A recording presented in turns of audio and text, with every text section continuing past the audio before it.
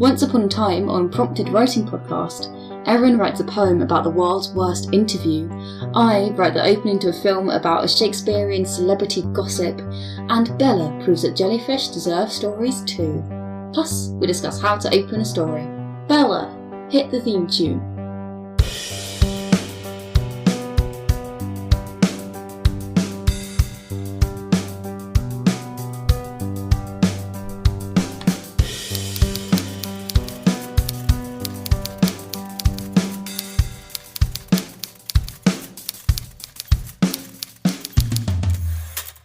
So this week's theme is how to open stories, and our prompt is taken from Story Dice. So my mum brought me some Story Dice and I gave them a roll, and what came out was a star, a speech bubble, an aeroplane, a bumblebee, a learner driver symbol, an eye, a quotation mark, a turtle, an alien, one for Erin there, and a Ferris wheel. The alien was the best one. It was just made my day. I was surprised at Erin's restraint. Thank you, Bella. It was powerful restraint on Erin's part.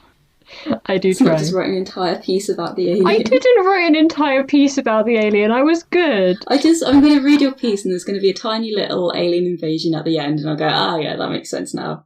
There is an alien. I will be very impressed if you can spot them. Is it like an obscure reference? Yes. I think I've got every picture in there, so hopefully. But we're not doing mine first, we're doing Izzy's first. Yes, I really like the prompt of the star, and I was on the phone to my parents, and my dad said, make sure you're studying, so this piece will hopefully prove that I am studying, so that my dad doesn't have to worry about it, because you guys might be able to spot a hidden play that's influencing this. So, fade in, interior, studio, day. The traditionally beautiful Stacey Jo, 30s, smiles at the camera. The bright lighting fails to find a single wrinkle. Her grey blazer elevates her red floor-length dress. Behind her is a screen that plays a compilation of classic on-screen kisses. Han and Leia, Edward and Bella, John and Egret, etc. Ever watched a love scene so beautiful that your heart just melts? Maybe that's because sparks are flying between the actors on screen too.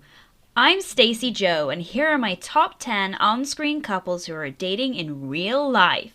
The compilation switches to Mia Herm and Adam Demi staring at each other. Rain drenches the pair as they stand in the middle of a road, surrounded by black, parked cars.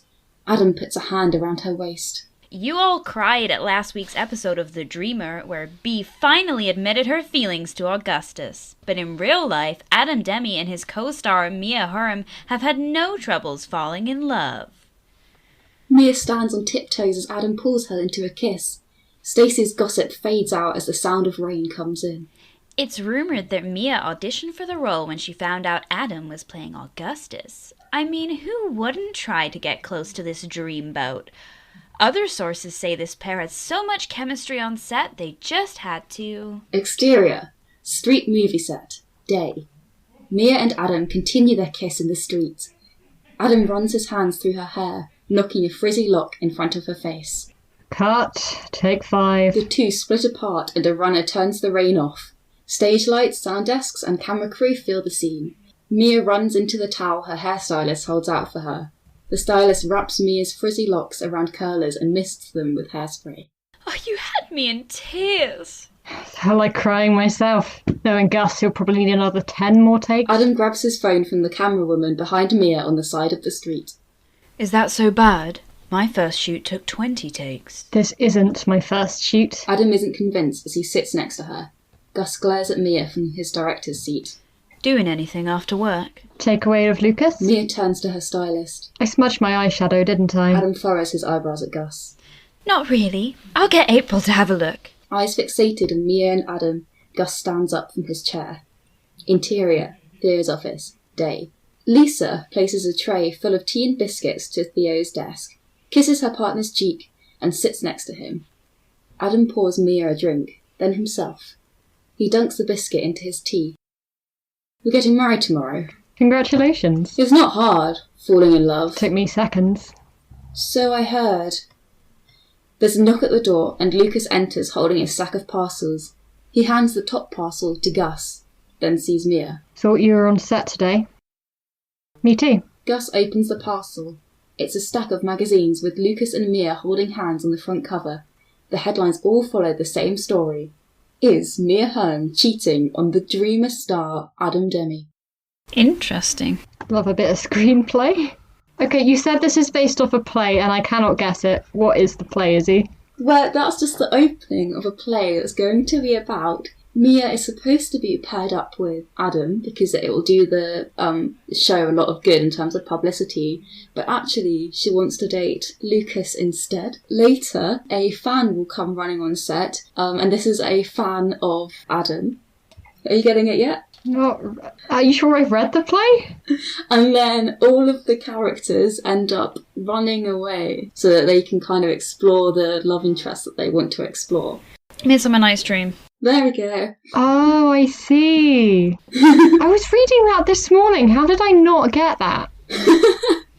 I have said it a little bit before the play starts, because the play starts with Theseus, who I've made Theo, saying now on our nuptial hour or something, prenuptial hour or something like that. That's really annoying that I didn't guess that. Because I was trying to mix, because I was reading Midsummer Night's Dream for a module in Shakespeare, and then obviously there was the prompt of a star, so I was thinking how could Midsummer Night's Dream sort of apply to celebrities and media, and the sort of pressures that they have to sort of produce gossip so that they can publicise themselves, basically. I mean, there is, and I know this from this morning, the amount of cosmic imagery in A Midsummer Night's Dream. Like, if you go on the first page of Midsummer Night, see how many times the word moon shows up. I think it's about 6. I'm looking through it now. Yeah, you're right. We love a bit of moonshine. Yeah, they have the character of Moonshine coming up. So I wanted to write that and explore it, and I was kind of researching how to open it. And in my research, it came up with one of those top 10 videos about celebrities who are actually dating in real life. And so I was like, oh, I'm going to do a parody of that. And I messaged Bella in the chat saying, can you do an American accent? And she could. Well, no. I think you'll find my response was not very well, but I can do it if you want me to. I tried to do an American accent for a character I'm playing on one of Erin's audio play podcasts and was told to discontinue my American accent because it was verging on Australian. I didn't tell you to discontinue it. No, you didn't tell me. You didn't tell me. Alex told me to discontinue. I believe it was that the emotion would be transferred clearer in your normal, beautiful voice. But also Alex said that I sounded Australian, so I should discontinue it, which was probably for the best. You guys don't watch Supernatural, but on one of the later seasons where they started running out of monsters, the villains for the piece are just the British. What's ironic is that they have British actors in the main cast, but all the characters who were playing British characters were not British. And they all drank tea out of china mugs and said tally ho, and it was hilarious. Oh my god. Anyway. Speaking of not being British, Erin is British, as far as I know. That was a tenuous segue, but I'm going to let you have it. Erin is British, and she has a poem. It's a weird abstract poem I wrote when I was very tired, so I guess that sort of worked. I picked a mystery genre, so this is meant to be in an interview room. I don't know if that was entirely clear. If you guys can spot all the images, I will be very impressed. Okay. Have we done this before? No, he says as he sits. We haven't. Have you been offered a glass of water? There are 2 full glasses on the table before me. Tell me from the beginning, he says. What can you remember? Just pieces? They don't make sense. That's fine, whenever you're ready. Have we done this before? I remember the compass. It didn't face north. Were you following a compass? No. And anyway, it was broken. What else? What else? What else? What else? What else? A shooting star across a deep sky. A face that wasn't mine. A learner sign in headlights, streetlights, black lights. Have we done this before? There were windows sealed against the sky. A woman in a blue skirt. Champagne. You were in a plane? No. You were on a train? No. A sigh. A straightening of a tie with manicured nails. Would you like a glass of water? How long have I been here? Days. I don't feel hungry. A frown, a scribble of a pen. Why would you feel hungry? He sits. No, we haven't done this before. No, I'm not a new person, I'm the same one as before. Would you like a glass of water? You've changed your suit. I went home. Can I go home? Where is home? Honeysuckles growing wild and scrubbed kitchen tiles and a shell on a windowsill. But an address. Do you have an address or a name? I remember creatures crawling to the sea, their wings stuck together in the humid air. I remember the cliff tops, the long grass, the sand in my shoes. What was the name of the beach? I remember corridors that ended in walls and the sound of footsteps in an empty room. Yes, that's what you need to remember. Focus on that. Who else was there? Wet paint and soggy mops and brand new signs on the doors. Yes, but who was there? We need you to remember. We need more evidence. Would you like a glass of water? Let's try again, from the top. Stop fidgeting. Someone must be looking for you. No one is. How do you know? Can I have a glass of water? I really liked that. My real question for you is, did you spot the alien? I was looking so hard for the alien. Where did you hide it? I was gonna say creatures crawling to the sea, but I don't know. That was the turtle, but you were very close. Oh. There was a shooting star against the deep sky, a face that wasn't mine. That was meant to be the alien. Oh, okay. A UFO. Yeah, like in War of the Worlds. I was trying to get every image in there. So instead of a bee, I had honeysuckles. I didn't have a Ferris wheel. What did I have instead? A compass. Compass, yes. I used a compass because it looked like a Ferris wheel. Yeah, because I was going to say, like, where was the compass? And then I thought in my head, oh no, there was like a Ferris wheel that looked like a compass. That's probably what she was going for. Which To be fair, really cool. I did think it was a compass, but there we go. The story dice is basically, you can see it on Patreon, it's just like a round thing with spindles coming out of it. So I went Ferris wheel, but like, I can see compass in it. Awesome. You're very good at creepy stories. Yay! Love creepy stories. You should definitely write poetry more often, Erin. I feel like I don't get to see enough of your poetry. Funnily enough, Bella, I now have a seminar where I have to submit a poem every week, and I got my first bit of feedback today, and it was terrifying. Oh. Which module is this? Reading and writing. Oh. It's a really good module, but I have not written poetry for an assessment since I was about 11, so I walked into the class today with like people that have studied poetry like at uni with my little poem about a blacksmith. Before I came to uni, I didn't write poetry at all. So when I was doing my personal statement, I then made it my mission to try and write poetry. But speaking of poets, Bella does a lot of poetry. I do. I was going to say it's strange that we all have different experiences or experience with poetry, because I've been writing poetry consistently since I was about 5, and it was originally my only genre. I didn't write anything else. So yeah, and sadly, despite that amazing segue, I have not brought a poem with me today. I actually kind of decided to do a little flash piece because, well, mostly because I couldn't imagine doing more than a flash piece about this particular topic because I ran out of things to say after the third word. But my piece is about jellyfish, and the things that I kind of incorporated from the dice was that jellyfish are practically the closest thing we have to aliens. Also, I did include a clock in there because whilst Izzy interpreted the dice as a Ferris wheel and Erin interpreted it as a compass, I interpreted it as a clock or a sundial. But yeah, I didn't include everything. I just included some things, and I'll explain why I wrote about jellyfish after. Smoke. Spirals of it, white, spooled beneath the water. All of it drifting east, a swarm of deafness, of blindness on the current. Bump. A bell hits another bell, and, tangled for a moment, they stop to quietly ring. They are like wax half-hardened, warm still to the touch. Street lamps recently outed by the morning light. Limply alive, barely dead. Little floating water plant, small stingfish, dragging its gauzy bows behind it. Knowing nothing but the pinks of its mouth, the tangerines of its feet. The whoosh, the swell, the eddies that embrace it. Suddenly a pillar appears. 2. The bloom flies in all directions out. In one thrum of flesh the jellies are spinning cogs loose from the clock, their flaccid bodies swirling dumbly, alone. What is this thing? It kicks and shrieks, an unnatural meat thing in the lake. With its breath of glass, it tears their bodies in two. A god, perhaps, or a god's deformity. A violence amongst biological pacifists. A fire in the gentle smoke, with teeth and eyes that roll in its heads. Peaceful creature who knows not the end of peace. Silence that falls to rot on the sand. Drowsy jelly, always dreaming, asleep forevermore, though it knows not the difference between endless rest and endless death. I love that. There were so many beautiful images in it. I love how the jellyfish have popped up again.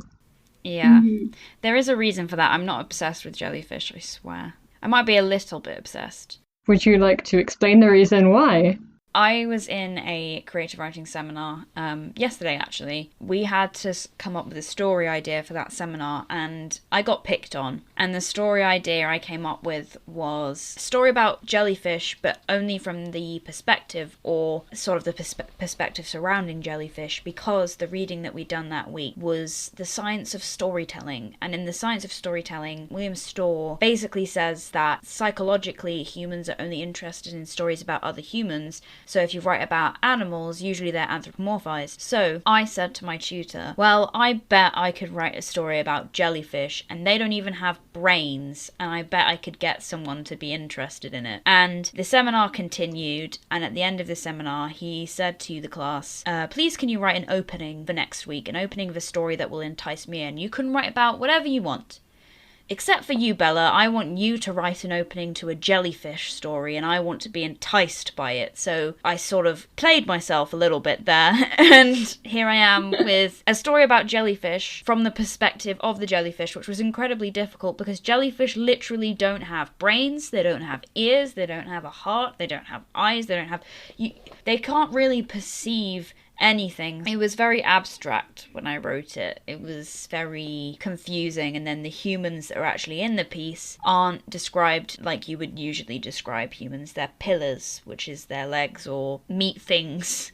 Which I feel like a meat thing sometimes, usually when I first wake up in the morning. Oh, we all feel like meat things, Bella. We all feel like meat things sometimes. I'd be very scared if I was just like blobbing about my own home and suddenly some people's legs just burst through the ceiling. Just had a little swim. But that's the fascinating thing about jellyfish, is they don't know. Like, it's happening and they're dying because of it, but they can't actually perceive any of those things, which is so strange to me that they're called, because they're called jellyfish, right? But they're not actually fish. They're like coral or anemones. They're not plants either, but they aren't fish. My question for you, Bella, is what would happen in this story? I'm not gonna lie. I'm gonna be honest with you here, Erin. Not a lot. There would be probably, because I specifically decided to write about the jellyfish of Palau again, which are the jellyfish in the basin who no longer have a sting because they've adapted that way. And so when I was talking to my tutor about it, it was the sort of idea that we kind of threw around, was the idea that these jellyfish have adapted to be a non-violent community in a way. Even if they're not aware whether they would be a violent or a non-violent community, they've almost by evolution become a non-violent society. So I kind of wanted to play on jellyfish just through writing about a jellyfish's perspective, teaching humanity about non-violence. But other than that, I don't really think a lot would happen other than a lot of floating. Like, because the thing is with jellyfish is they can't really swim either. Don't ask me why I know so much about jellyfish, but they can't swim either. They kind of just follow the current, but they can move minorly with when they sort of move their mouth parts, but they otherwise can't really move, so they're sort of subject to the things that happen around them. So it would be a lot of what is happening around the jellyfish rather than the jellyfish themselves, because if I was just writing about the jellyfish themselves, this piece would have been one word and it would have been float.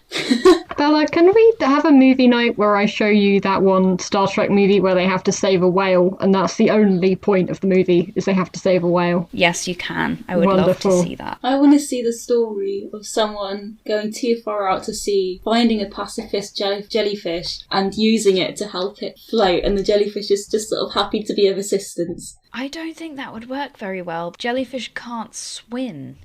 So if they've got a human dragging them down, likelihood is the jellyfish which, by the way, doesn't have any bones or muscles, is just a floating piece of gelatinous, like, flesh, would probably just sink immediately. That's an adventure. That would be a very short story of a guy clambering into the sea and hooking himself onto a jellyfish and then immediately drowning. I'd like to put my vote forward for the name of this episode being the gelatinous flesh. My story from that is, right, guy jumps into sea, oh no, I can't swim, grabs onto jellyfish, jellyfish goes down, jellyfish now has a new depth of sea to explore, jellyfish then witnesses the entirety of Finding Nemo. Boom, that's a blockbuster. Jellyfish, again, this kind of defeats the object of the jellyfish story because the jellyfish can't witness anything. The jellyfish would just float to the bottom and then exist at the bottom. What do they eat? Plankton and other plant float things.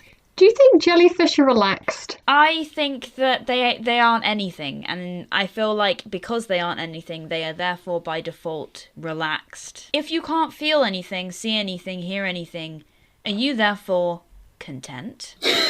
Welcome to Prompted, where we ask the deep questions. Tune in next week where we debate about whether turtles have a sense of right or wrong. Speaking of things that float contentedly, let's contentedly float on to the next topic, which is... Aha! I love that. It is how to open a story. So where to begin? Where to begin with this topic, guys? The story openings I always genuinely hate are the ones where they're like, hey, there's no happy ending to be found in this trilogy / book series / TV series / movie. And then you listen to it and you expect a happy ending and then there isn't one. And you remember what a fool you were to forget the first bit. But yes, because I just watched the lecture because I am doing my work, Dad.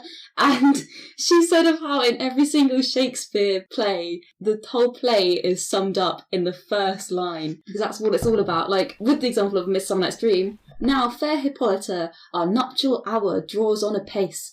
The whole play is about weddings and love and all of that stuff. Yeah, Rory is literally just, here's a synopsis of my play. They die. I was going to say, was Erin just throwing shade at a series of unfortunate events?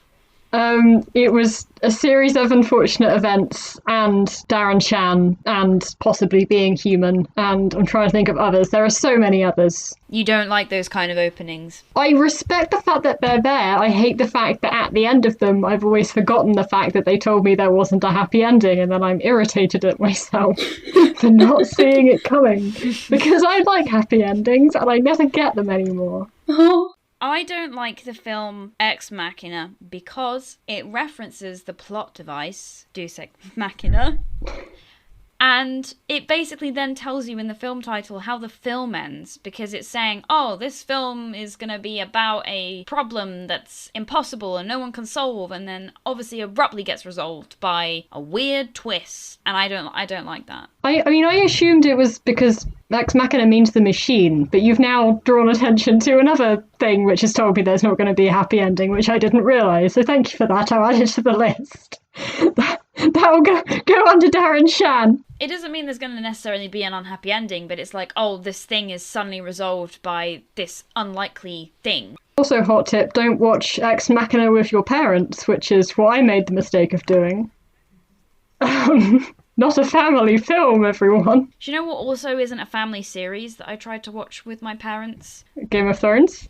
I'm quite a sex-positive person, and I started watching Euphoria with my parents, which I had already seen before. Like, it's a really good series, and I love Euphoria. However, my brain didn't quite make the connection in my mind that it was probably not the best thing to watch with my mum and dad. It's quite graphic in certain scenes, and we had to turn it off, so that was nice. The joys. The joys. I like the opening of A Great Gatsby. Well, I say I hated it in the first read-through when I was reading it because I had to, because I was studying it. But then as I studied it, it sort of got smarter. Basically, the first line from Fitzgerald is, "In my younger and more vulnerable days, my father gave me some advice that I've been turning in my head ever since." And the advice is for the narrator character to not judge anyone And so he starts off the story by saying, you know what, guys, I'm not going to judge anyone because it's mean, my dad said not to. And then throughout the entirety of the book, it's just him judging people. Someone described that idea to me as Nick slapping the audience with a wet fish. Guys, am I speaking nonsense? I've had so much coffee and I think it's just stopped working. I just heard wet fish and was very confused for a second. The prompted gang are in university term. Very tired. My favourite opening is actually the opening of a poem. It's called Howl, and it's by Allen Ginsberg, and I'm sure everyone knows the opening, or might not, I don't know, I'm just assuming, I think, because I'm assuming because everyone in my creative writing would know the opening. It's a brilliant poem. It's a great poem. And the opening is, I saw the best minds of my generation destroyed by madness, starving, hysterical, naked. Gets less PG from there, so I'm going to stop there. It's a poem that is designed to offend people and say, why on earth are you finding this offensive? Well, my favourite thing about the poem is I also have Howl on Trial, which is, it documents the trial that Allen Ginsberg was then put on. It was an obscenity trial, and the prosecution brought in loads of English and literature professors to say to them, oh, this poem is clearly about communism and homosexuality, which we don't like, and blah, blah, blah. Tell us about this poem, like, explain to us this poem, blah, blah, blah. And then those English and literature professors then sat down on the stand and went, I can't tell you what this poem is about. It's a poem. It's how you interpret it. Checkmate. That's amazing. And basically helped Allen Ginsberg win the trial because they were like, look, it's a poem. It's a brilliant poem, but I can't tell you what it's about. Who knows? And it's like, yes. So this is from Howl on Trial. Basically, someone asked the person on the stand if they could translate what the poem was trying to say, and the person on the stand said, no, the words mean only in their context, I would say, and I can't possibly translate, nor am I sure can anyone in the room translate the opening part of this poem into rational prose. It cannot be done, nor can it be done with any poetry. A sonnet of Shakespeare's cannot be translated into rational prose without becoming an entirely different thing. Yep, there you go. That is very cool. We love literature professors.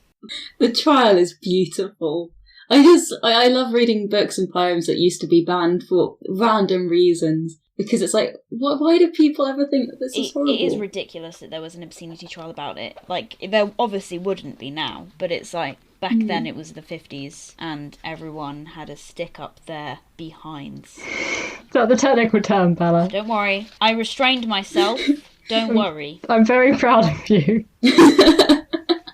But when I write, I like opening things by obviously establishing the character that you've got. So that's why when I wrote this Midsummer Night's Dream opening to a screenplay, I didn't open with the original thesis line because I wanted to kind of have more of a focus on my Mia character who's aligned with her Mia, because that you need to set up perspective by opening up with people. Sometimes it works to have a random sort of flashback, but I think it's much stronger just to say, right, this is the character, you should care about this person, now we're going to see what happens to them. I have a habit of opening with a piece of dialogue. In my most recent project, I opened for a piece that I was writing with, I don't want to have sex with you. I mean, it draws your attention.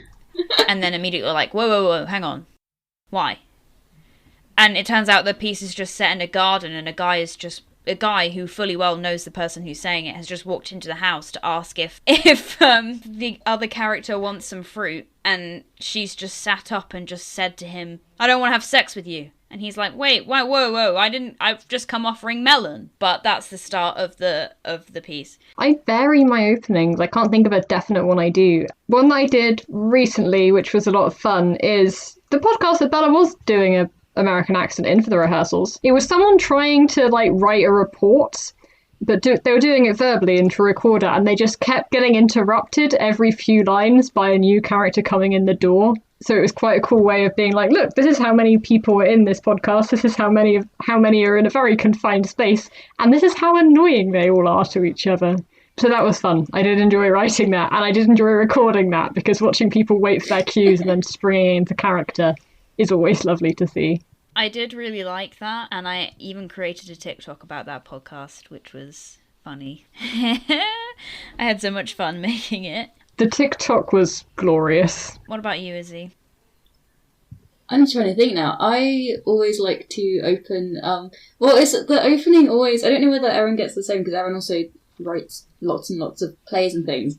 How I want to open my story defines as to whether I'm going to write it as a play or in prose. Because it's basically just, I ask myself, how much dialogue do I need in my opening? If it's a lot, then I go, I'll do it as a play. And then if it's not a lot, it ends up being prose. But I like starting something, with the main character, but with them kind of in action a little bit. So they're doing something. I don't really like them being just in a house or in like an office or something. I like to try to get them into an interesting location, because then I think it says a lot about a character who is in a bowling alley or a character who's sort of located in a museum or an art gallery, as opposed to someone who's just sat in generic room number 12. I like setting people up like that, and as sort of we talked about in the first episode of the series, I also like doing things where something has just happened beforehand and you kind of got to work out what it is and work out all the context in it. A little bit like what I did in this piece.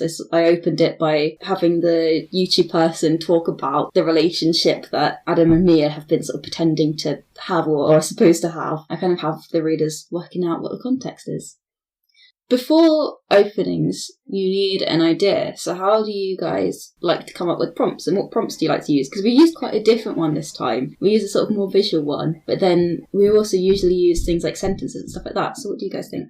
I had some interesting ones this week, actually, that I noted down. I think my favourite one that I've got a lot of inspiration from my housemate Gray recently. And Gray and I were in the Sainsbury's because we'd accidentally missed a few things off our online shop. We were going in to get some milk, and of course I'd missed my weekly essential of white wine, so I needed to get some of that. And we went into the Sainsbury's and I picked up white wine and I thought, I'll just grab some like vegan cheese as well. And Gray got their milk. And as we were shuffling along Sainsbury's together with wine, cheese and milk, I turned to Gray and said, kind of looks like we're a couple preparing for a date night / buying essentials for our house.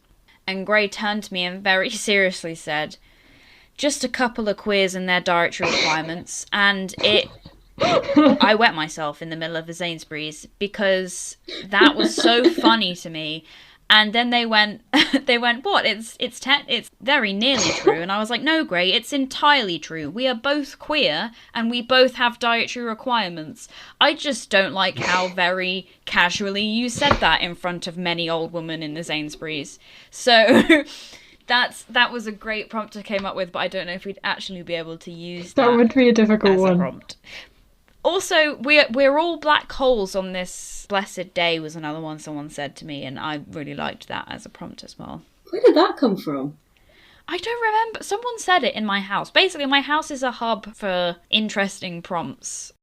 Some quotes I really do want to use are quotes from Dungeons and Dragons, because the stuff you say on that is ridiculous. So I've got a list on the group chat for you, Izzy. We actually do, we put just a little plug for our Patreon, but we do release our prompts a week early on our Patreon so that our patrons can basically look at the prompts and write pieces and have time to submit them. So if you guys are interested in getting lots of early prompts and submitting to the show, then that could be a good idea. Send them in. Send us your writing. There was some, on Erin's sort of point about D&D, there was some interesting ones from our group D&D session. My D&D character, Mama Toady, just said to the group, Mama Toady casts Shalala and starts whacking the dragon post-death. So the dragon was dead, but Mama Toady was just whacking this dragon. And then opens up what appears to be an ink bottle and pours her urine over the dragon that she was keeping in the ink bottle.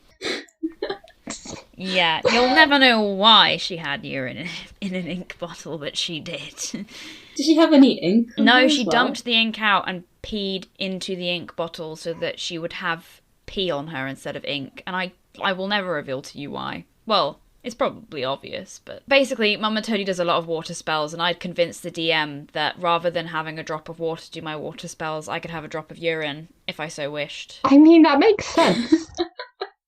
He wouldn't let me do a urine tidal wave, though. He would only let me do shape water with it. He wouldn't let me do a tidal wave of urine, unfortunately. Can you say that the DM is Alex, who is a prompted regular? Yes. And has a big fat fan base. Yes, Alex is the DM. So of course Alex would let you use that for water spells. Well, he wasn't going to at first. I asked if I could have a urine tidal wave, and he said, well, no, because that would be horrifying. And I said, okay, fair enough. And then I said, well, can I do shape water with the urine? And Alex went, no. And I went, well, hang on a minute. Last session, you let me waterboard someone with sewage, so you've got to have consistency in this campaign. So he said, you're right, Bella.